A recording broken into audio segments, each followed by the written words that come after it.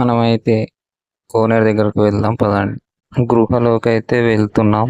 మన వీడియో ఎక్కడ మిస్ కాకుండా జాగ్రత్తగా చూడండి.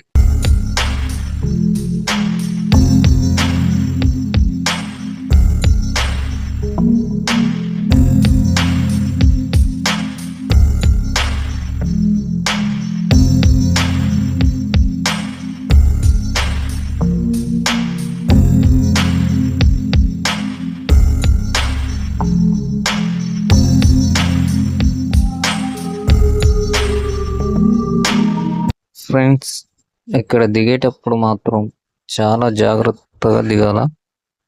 ఎందుకంటే కొండ అనేది గాలి అనేది తేలుతూ ఉంటుంది. మనం కొద్దిగా కిందకి వంగి నడవాల్సి వస్తుంది. అందుకనే నిమ్మలంగా నడవండి.